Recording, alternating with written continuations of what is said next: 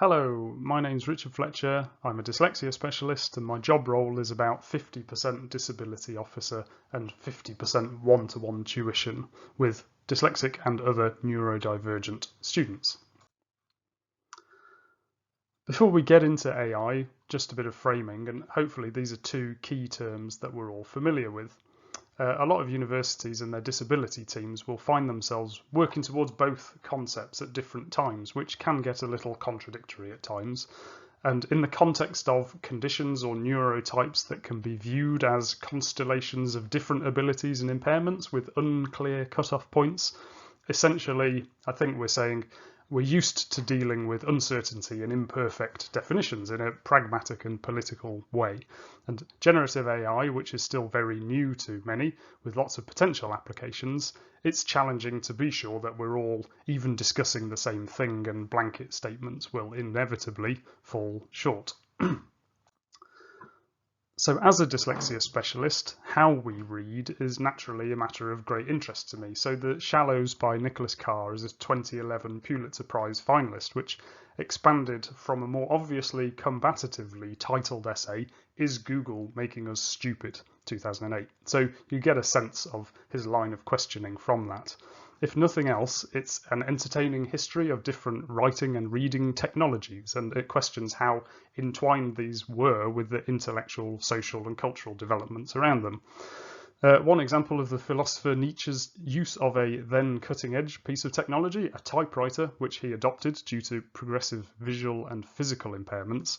A friend commented that his writing since using the typewriter had changed. It became tighter, more forceful. They speculated that the iron of the typewriter could be felt in the words on the page. And just to add, he didn't stick with a typewriter in the long run. It broke easily and it was hard to find people capable of fixing it. So technology clearly changes how we read and write. Exactly how it changes our thinking is a harder question, but any widespread technology is eventually naturalized to us as just the way things are now. So I've organised my thinking into three areas of concern. I'll cover the first two briefly. So while we might be able to imagine ways of using AI constructively, but how much are we glossing over some fundamental steps that are easy to take for granted? So just take a second to consider how much of your view of AI's potential is coloured by your accumulated experience, whether that's how computers or the internet works, academic skills of evaluating research, structuring an argument, when to skim, when to read things in depth, and obviously the details of whatever subject you might specialise in. And I'm aware I'm part of and talking to a self-selecting group of people who, despite not being AI experts per se, are much further down that early adopter curve than your average staff member or student. I know there are other formats for generative AI, but it's a text-heavy experience at the moment, and then imagine maybe that your reading speed is 20 to 50% slower than average, and you've got to write often detailed, lengthy prompts to get the most out of it. So students who have brought it up with me, largely independently, were obviously impressed by what it could do, but note that they still needed to come to an external expert who wasn't immediately threatening to kick them off their course to help evaluate whether it was actually any use to them. Finally, ease of use as a standalone concept is a double-edged sword. So take something as simple as a spell checker. You ask a student about some strange phrasing or choice of words maybe in their work, and they say, well, I just wanted to press the button to make the squiggly red lines and the errors go away. So ease of use in isolation can potentially mean undermining your own confidence and skills. The promotion of assistive technology is sort of an evergreen concern for lots of disability teams. Firstly, there's a lot that can be done with generic software we already have that could be more widely used and advertised, plus the specialist software which can be funded in the UK via the Disabled Students Allowances. Students are naturally even less familiar with this. It's often the first time they've tried those sorts of things out. So there's already a non-trivial amount of work being done to try and maximise the use of stuff that already exists. And if we add AI into all of this with all of its various different uses, Who's going to bear the responsibility for training us all up? Academics, the library, IT, disability teams, schools and colleges? We'll find out. Secondly, at an institutional level, while lecture capture and AI are not strictly comparable, but take it as an example of how complex it is to evaluate what seems by now to be a broadly accepted technology, and how disabled students are sort of positioned in those discussions. The overall impact of lecture capture, I think, is still a matter of interest, least of all, having been thrown into further confusion, going into the pandemic and then coming out again. The value that students attach to real world and remote teaching, it's very complex.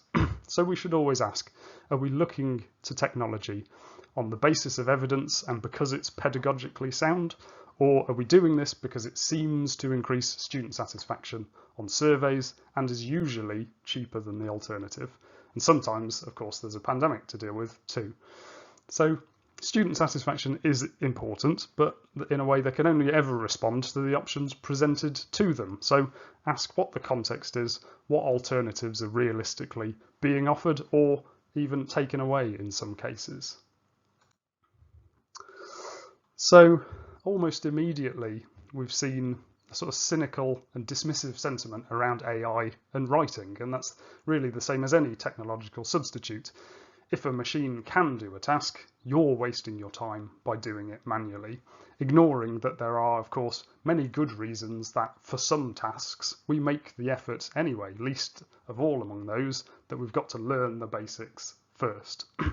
And the value judgment in that, if you currently can't write at least as well as a machine, you're wasting your time. I mean, will any of that encourage people who might already be struggling, who may turn away from finding their voice because of all of this underlying sentiment? And also, what we arguably see with other technologies like Grammarly, like lecture capture, is the Matthew effect. Students who are already doing well use it to save time or do incrementally better. And maybe it doesn't help, at least not as much as we might hope, the students who are already struggling, whether that's dyslexia, socioeconomic status, or anything else. So a common student concern, particularly for dyslexic students, is that I know what I want to say, but I just can't seem to get it down on paper. And a good tutor will explore many potential avenues and options for dealing with this, many of which, on the more pastoral side of things, don't even involve reading and writing. Writing is ultimately about communication, and it's really helpful for some students to just have a critical friend to talk it through with. What we definitely don't do is throw an infinite number of options at the student and expect them to choose the best one. And I think, speaking for myself and other professional tutors, it's something we take incredibly seriously. We're not there to put words in the mouths of students, and AI clearly challenges fundamental concepts of authorship. Whose piece of work is this? And more importantly, whose thoughts are these? So it could be, worst case scenario, it could be that we've taken the uncritical spell checker use problem from before and we've blown that up to tens or hundreds of changes which will usually go unexplained and unexamined, just saying to students, put your work in this black box.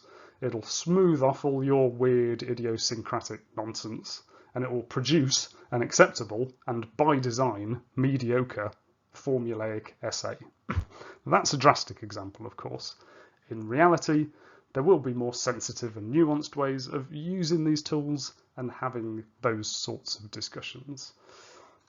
So it's certainly here to stay, and I want it to be as amazing as we're all imagining it could be, but we're not there yet, and much more can be said about the real harms already caused by focusing too much on the potential and not the reality. And ask how much of that underlying logic do we want to pass on to students, the just click the button to make the error go away type of thinking, move fast and break things, buy this app to solve this problem, and so on and so on. And why should we trust deliberately obscure systems from profit-seeking companies whose wider objectives often boil down to simply holding and directing your attention? big tech's track record in many areas is bad, even if we do all get free copies of Microsoft Office and soon Copilot out of these Faustian bargains. But I hope we also see more appropriate and ethical tools that we can use, without having to hold our noses quite so much when we do so. I think if we're all still only talking about ChatGPT in a few years' time, maybe we'll have failed. There are other models available.